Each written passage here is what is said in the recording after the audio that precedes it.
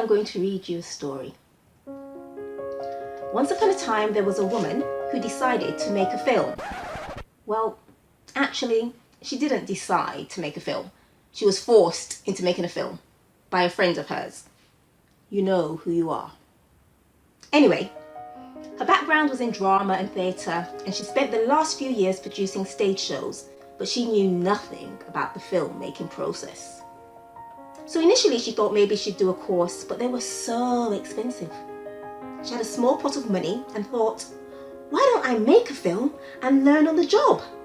It seemed like a reasonable idea at the time. So she did all the reading and research she could do online, and she spoke to some producers, and she was ready to go. So she thought. She assembled her crew, auditioned actors, and everyone was excited. The shoot date was approaching, but the closer and closer she got to the shoot date was the more anxious and scared she became. She was convinced that she didn't know what she was doing, and that any minute now, someone was going to find out that she was a fake. And she might even be arrested for fraud or for being an imposter. Having palpitations all the time, she couldn't sleep at night, and every morning she'd wake up and pray and ask God to help them to be successful that day. But by the time she got in her car to drive to the set, the feelings of being a phony would overwhelm her again. And each day she walked onto set, she just knew that today was going to be the day that she got found out. She got through the entire shoot process. The film got made.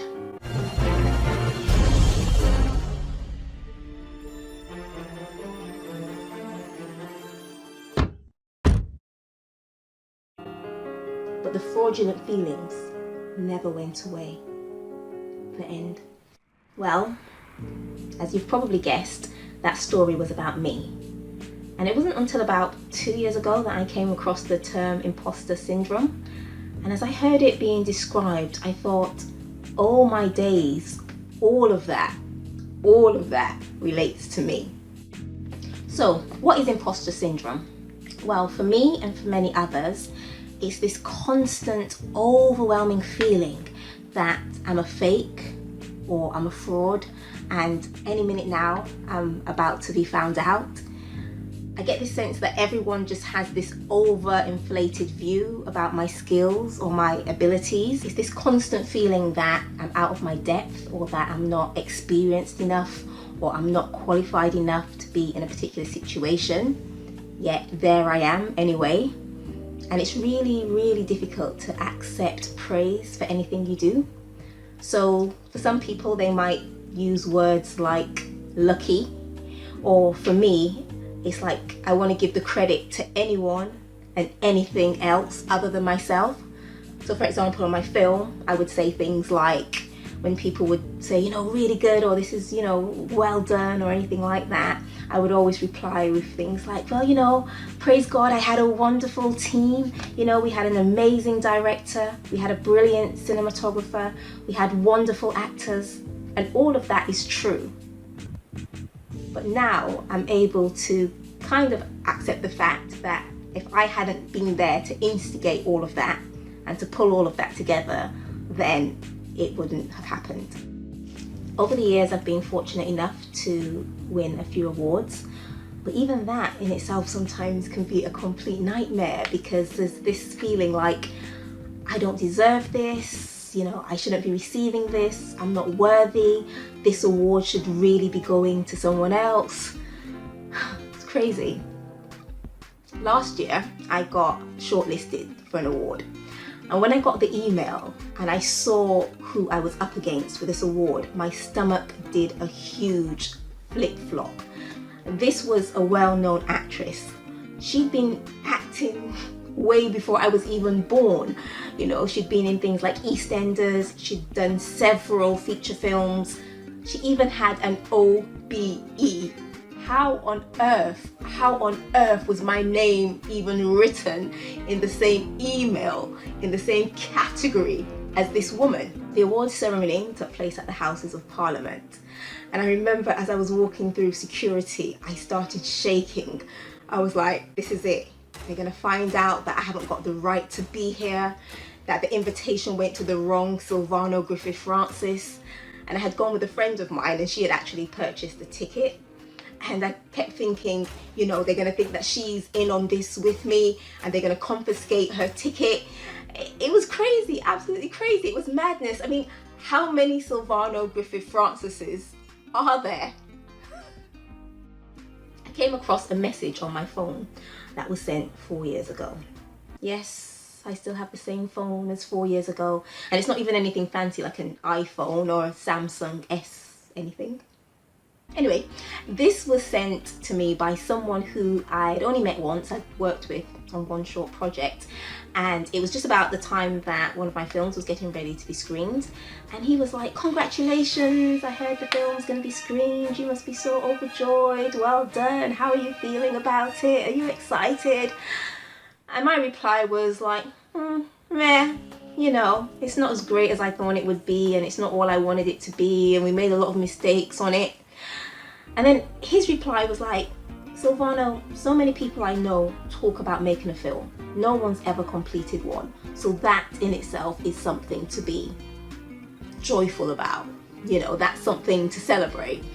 And yeah, it's just little things like that where you feel as though you can never fully enjoy your own success. So, how many of you can relate to what I've just shared? I was reading a stat that said that 70% of people actually have imposter syndrome, so I'm guessing a few of you can relate. Maya Angelou had it, Tom Hanks has it, and you don't really get much more successful than them, right? And for me, it's not just to do with my acting or my producing, it's in so many areas of my life. You know, I also decorate and sell novelty cakes, and every time someone comes to collect an order, it's like I'm having a mini panic attack thinking, they're not going to like this cake, they're going to hate the cake, they're going to ask for a refund. I mean, it's never happened, but each time someone comes to collect a cake, I think, yep, this is it. This is the day they're going to hate the cake. It's madness. There's many reasons why people can feel this way. And I'm not a psychologist or a psychiatrist, so I'm not going to get into the ins and outs of all that. But what I would like to do is just to quickly share 3 things that are helpful and that may hopefully help you as well. So first of all, try to think objectively about your achievements. So think, did I study for this? Did I train for it? Did I put in hours and hours and hours of work? Did I make huge sacrifices?